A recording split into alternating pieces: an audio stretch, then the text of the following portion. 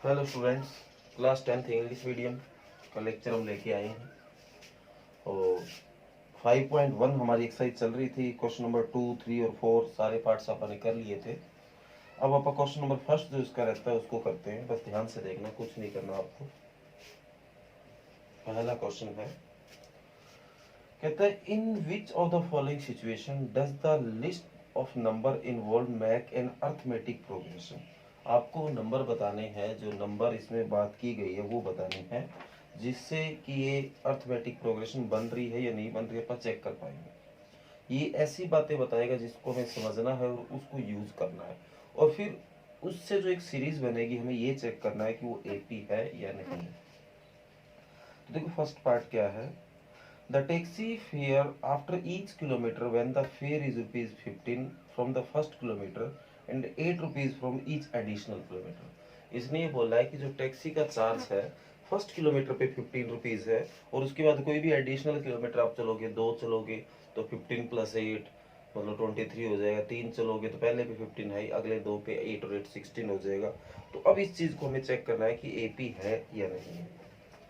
तो अपन लिखेंगे the taxi fare for first kilometre, वो आपका है 15 रुपीज। इसी तरह the taxi fare for second kilometre, तो पहले पे 15 है, दूसरे पे 8 एडिशनल किया 23 रुपीज। इसी तरह आप थर्ड पे चेक करो तो 23 फिर 8 ऐड हो जाएगा 31 रुपीज। इसी तरह फोर्थ पे चेक करो तो 31 प्लस 8 39 रुपीज। तो ऐसे डैश डैश सारी चीजें आती रहेगी। हमें बस यही चेक करना है कि एपी है या नहीं, और कोई भी सीरीज को एपी कैसे चेक किया जाता है अब आपको बहुत सी बातें पता है। तो लेट दिस टर्म, तो ये पहली 15 है, दूसरी 23 है, तीसरी 31 39 है, डैश डैश ऐसे आती जाएगी। तो हमें क्वेश्चन नंबर 4 में हमने सीखा था कि एपी है या नहीं, ये कैसे चेक की जाती है।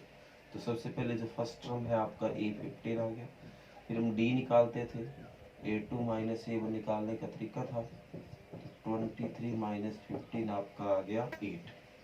इसी तरह D2 और निकालेंगे 31, इसका जो फार्मूला रहेगा A3 माइनस A2, तो 31 माइनस 23 ये भी 8। और हमें पता ही सेम ही आना था, क्यों हमने AD 8 किया तो आना तो सेम ही है, पर प्रूव करने के लिए ये भी चीजें जरूरी है। तो D1 is equal to D2, यहाँ AP ये बराबर है तो ये AP होगा। तो बस हमें यही चेक करना था ये AP है या नहीं। नेक्स्ट देखो बेटा, थर्ड पार्ट भी कुल मिला के इसके जैसा है, बस बता देता हूँ क्या है।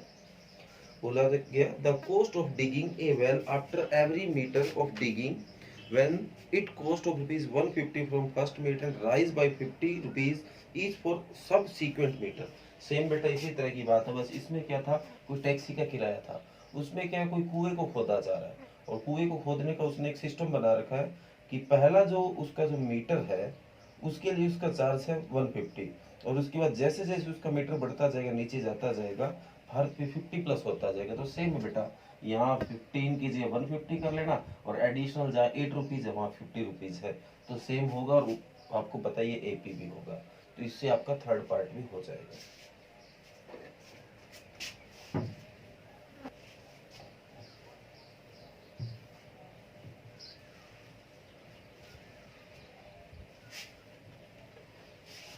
सेकंड पार्ट देखो,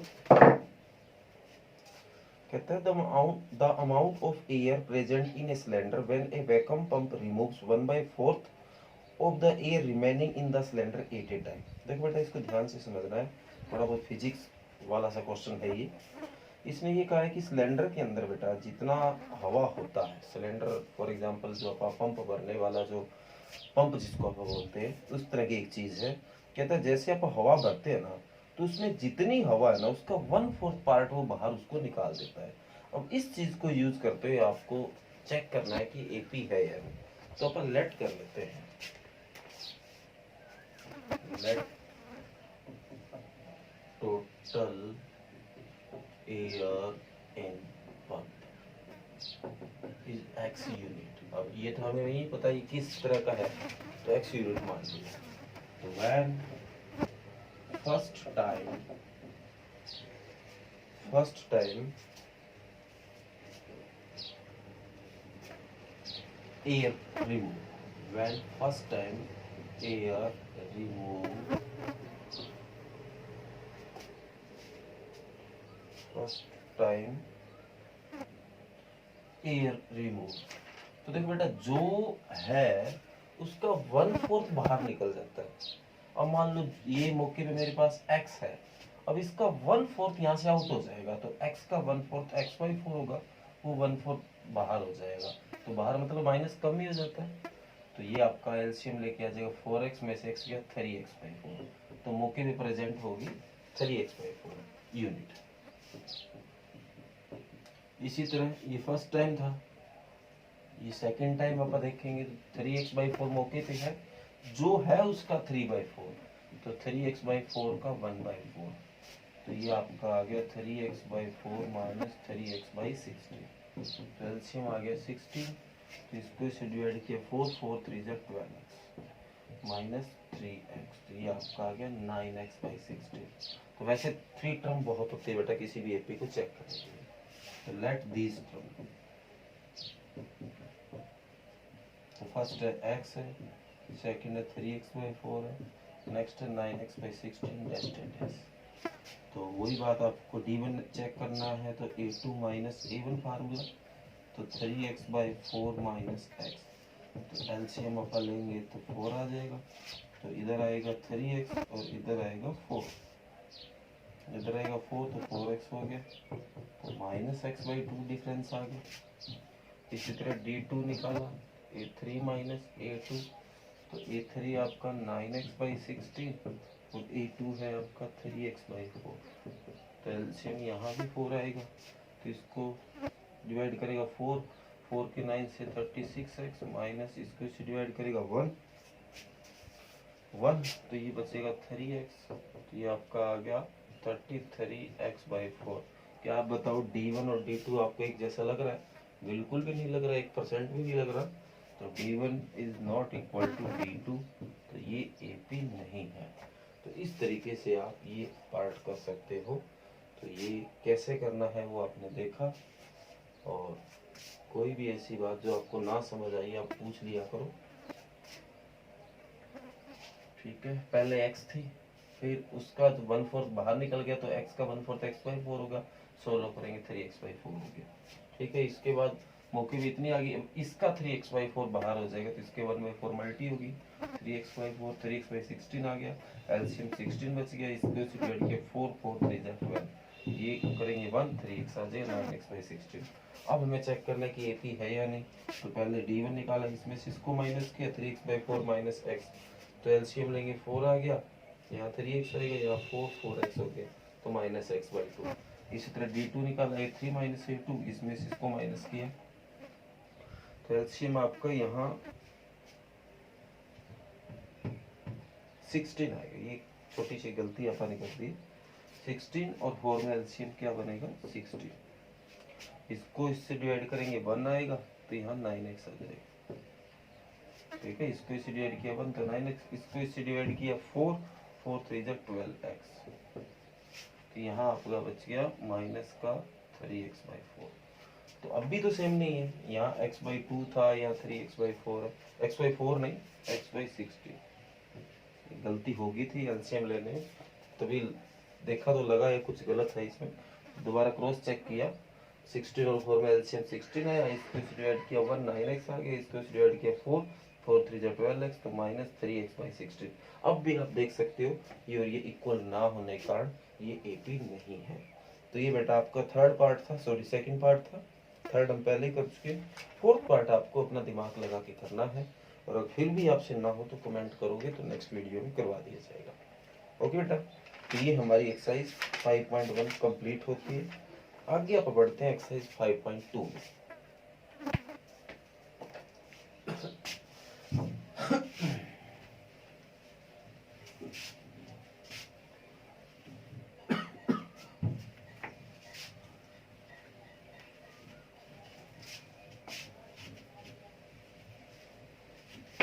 तो 5.2 एक्सरसाइज इजी एक्सरसाइज है, बस एक फार्मूला है जो इन सारी चीजों को जोड़ के रखता है। ए एन जो होगा इक्वल होता है a plus n minus one d के। कैसे, ये चीज कोई नई नहीं है, आप पहले भी जानते हो। आप कहोगे सर ये कहाँ से एक नया फार्मूला आ गया, नई बात आ गई सर, थोड़ा सा इसके बारे में बताओ। कल अपनी बात हो रही थी लास्ट लेक्चर में, अगर A4 निकालना है तो A प्लस 3D लिख दो, याद है। A5 निकालना है तो A प्लस 4D लिख दो, याद आया। मतलब यहाँ पे जो नंबर होता है उससे इधर एक कम होता है, यहाँ जो नंबर होता है उससे एक इधर कम होता है, तो वही तो मैंने लिखा है। यहाँ कौन है n और यहाँ एक कम n माइनस वन, तो ये चीज आप पहले से जानते हो। अब यहाँ पे चार चीजें हैं जिनके बारे में आपको अच्छे से नॉलेज अगर होगी तो एक्सरसाइज आपको बहुत आसान लगेगी। ये चार चीज कौन, ए एन का मतलब होता है आप किस नंबर की बात करो। जैसे अगर मैं कोई एपी लूं, अगर ये एक एपी है तो इस एपी में जो ए एन होगा वो ये होगा। ए एन आपका लास्ट टर्म होता है, ये ए एन है। ए आपको पहले से पता है फर्स्ट टर्म होता है। एन का मतलब होता है कि इसमें टर्म कितनी है। अब दो दो की गैप से चल रही है तो आपको पता है 50 है, पर हर बार अंदाजा तो नहीं मार सकते, उसको भी निकालना पड़ेगा। और डी आपका कॉमन डिफरेंस, आपको पता है इसमें से इसको माइनस करके निकाला जाता है। अब यहाँ पे जो चार चीजें थी मैंने चारों की चारों आपको बता दी। इन चारों में से आपको मोस्टली तीन चीजें मिलेंगी, वो तीन चीजें कोई भी हो सकती है, और उन तीन चीजों को यूज करते हुए आपको चौथी चीज को निकाल के लेके आना है। बस इतना सा काम। तो देखिए फर्स्ट क्वेश्चन आपका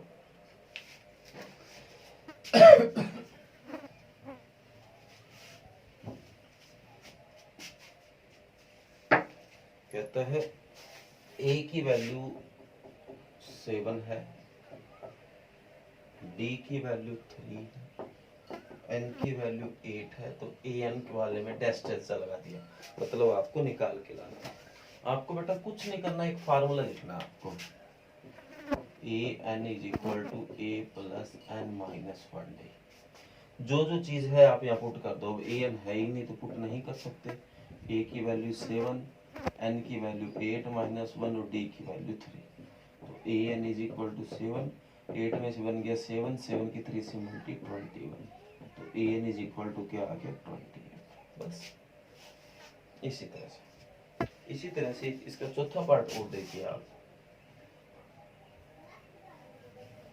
फोर्थ पार्ट है, ए आपको दे रखा -18.9, डी आपको दे रखा 2.5, एन वाले में आपको टेस्ट लगा दिया मतलब खाली, और ए एन आपको दे दिया 3.6। वही बात, इनमें से कोई एक चीज मिस होगी, कोई भी हो सकती है, हर बार ए एन ही नहीं होता।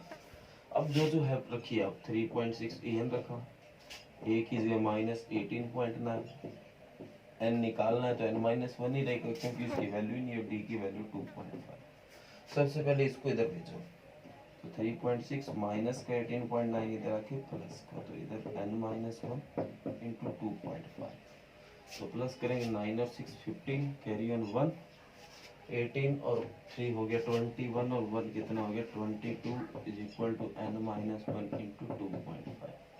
तो ये बेटा मल्टी में पड़ा, इधर आके कहाँ आएगा डिवाइड में, तो 22/5 डिवाइड बाई 2/5, तो ये आपका n माइनस वन। तो ये कट होके पूरा पूरा 9 पे कट हो जाएगा, क्योंकि 10 जब पूरा 25 होता तो एक कम पे है, तो 9 is equal to n minus one, और माइनस का 1 इधर आके प्लस का इज इक्वल टू n, तो n इज इक्वल टू क्या आ गया 10। तो ये आपका पार्ट नंबर था। एक ध्यान रहे, n की वैल्यू हमेशा नेचुरल नंबर होनी चाहिए। नेचुरल मतलब एक्यूरेट होनी चाहिए, 1 2 3 4 कुछ भी ऐसे, कभी पॉइंटों में n नहीं हो सकता, क्योंकि कोई भी टर्म है ना पॉइंटों में नहीं होती। अब ये टर्म जैसे अपन लिख देते हैं,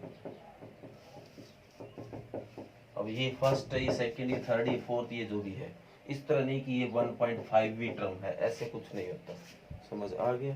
तो ये जो n की वैल्यू है हमेशा एक्यूरेट ही होनी चाहिए। ये बेटा इसके 5 पार्ट है, 500 के 500 आपको अपने आप करने हैं।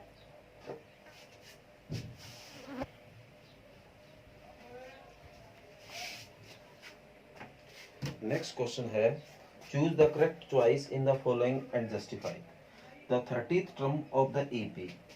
एक एपी आपको दे रखी है बेटा 10 7 4 डैश डैश इज, और पूछा गया 30th टर्म, 30वीं टर्म कौन सी होगी। तो एक तो आपको वही चारों चीजों का पता होना चाहिए। तो a की वैल्यू 10, d की वैल्यू निकाली a2 माइनस a1, तो 7 माइनस 10 माइनस 3। तो ये हर बार दी नहीं होगी पिछले सवाल की तरह, ये a है, ये आपको निकालना पड़ेगा, ये a निकालिए d निकालिए। अब बोला 30th टर्म कौन सी है, तो 13th टर्म तो पूछ रहा है, मतलब इसको टर्म नहीं पता, तो ये n है, तो n आपको 30 दे रखा। पूछा गया 30th टर्म उसकी वैल्यू क्या है, तो an आपसे पूछा गया है। तो सिंपल सी बात है, वही फार्मूला जो आप यूज कर रहे थे। तो an कीजिए, तो कुछ है ही नहीं डाटा, मतलब निकालना है। a कीजिए 10, n कीजिए 30 माइनस 1 और d कीजिए माइनस 3। ये आपका आ गया 10, ये आ गया 29 मल्टी माइनस 3, ये माइनस का 87, क्या बच गया माइनस का 77। तो इनमें से ऑप्शन आपका चूज कर लेना। इसके बाद बेटा जो थर्ड क्वेश्चन है, बड़ा इंटरेस्टिंग क्वेश्चन है।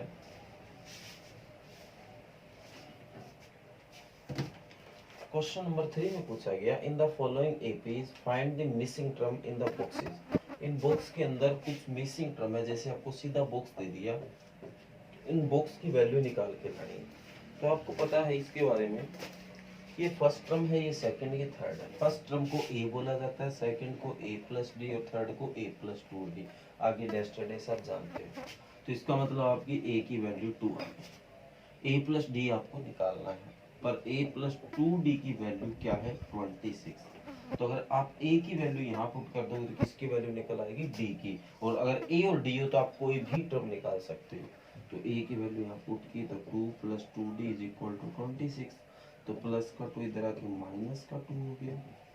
तो 2d is equal to 24, d is equal to 24 by 2 कितना आ जाएगा 12। नो भी d निकल गया। सेकंड टर्म निकालनी है जो कि a प्लस डी है, तो a 2 और d आपका 12, तो क्या आंसर आ गया 40। ओके,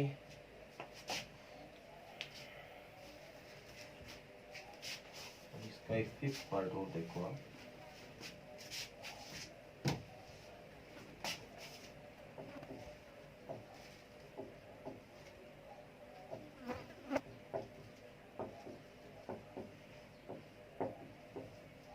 ये थोड़ा बड़ा देखने में लग रहा है, तो अगर ये हो जाएगा तो सारे हो जाएंगे। तो ये प्लस डी, ए प्लस 2d, ए प्लस 3d, ए प्लस 4d और ए प्लस 5d। तो जो जो है वो लिखो। आपको इतना पता होना चाहिए, अगर ए और डी हो तो सब निकल जाते हैं। तो ए प्लस डी की वैल्यू क्या आ गई 38, और ए प्लस 5d की वैल्यू आ गई -22। थर्ड चैप्टर आप कर चुके हैं, और उसमें आपने देखा था कि दो इक्वेशन को कैसे सोल्व किया जाता है। तो इक्वेशन फर्स्ट और ये इक्वेशन सेकंड। तो सब्ट्रैक्ट कर देता हूँ, साइन एक जैसे, माइनस माइनस प्लस, तो इससे कट, तो d में से 5d गया माइनस का 4d। 38 और 22 कितना होता है भाई 40 टू 60। d इसके वैल्यू जो निकालनी तो डिवाइड में जाएगा, तो इससे 15 पे कट, तो d की वैल्यू आ गई -15। इसी तरह d की वैल्यू अपन d 14 1 में पुट किया, तो a plus D is equal to 38। A D के लिए -15 इज इक्वल टू 38, तो ये प्लस का हो जाएगा 50। तो ये आपका आ गया 53, 43 53। तो समझ गए होंगे आप कैसे अपन ने किया इसको। तो ए आ गया, डी आ गया, तो आगे इन सारे बॉक्सेस को आप फिल कर सकते हैं। ओके बेटा, कर लोगे। इसके बाद जो क्वेश्चन नंबर 3 है, ये 4 और 5 बेटा आपको अपने आप करने हैं। तो आज आपको 5 तक क्वेश्चन जो है वो सारे के सारे करके रखे हैं। Okay, thank you.